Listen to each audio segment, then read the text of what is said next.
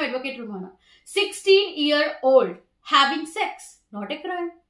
Yes or no? What did the Supreme Court discuss? What did the 16-year-old having sex, not a crime? What did the Supreme Court said? Let's discuss. Consensual sex between 16 and 18 years old. Should it be a criminal offence? Yes or not?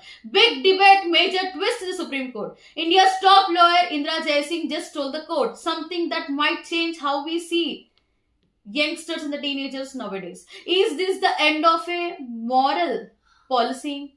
Is this exposing our children to danger?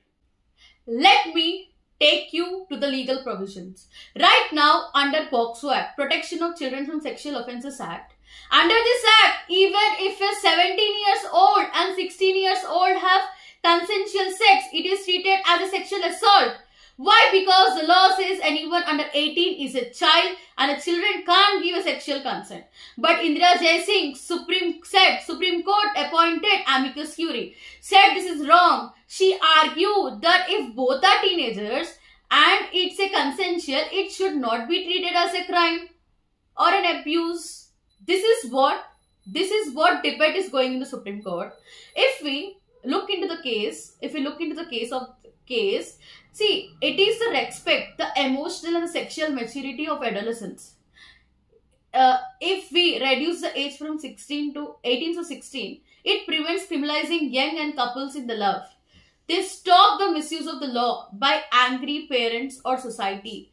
It encourages real conversation about sex education rather than punishing everything under the carpet. If suppose the Supreme Court has reduced the consent of sex from 18 to 16.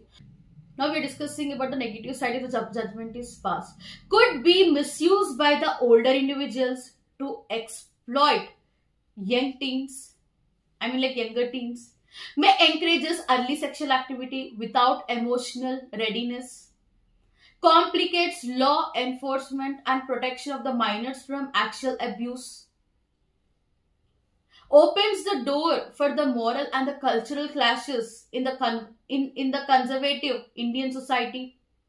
Opens the door for the moral and the cultural clashes in the conservative Indian society. This isn't about promoting teenage sex. It's about understanding the fine line between the protection and over the criminalization. Our laws should protect children but not punish them for natural adolescence relationship. But where do we draw the line? Should we add a closing age exceptions in law? Yes or no? What do you think? Comment in the comment section.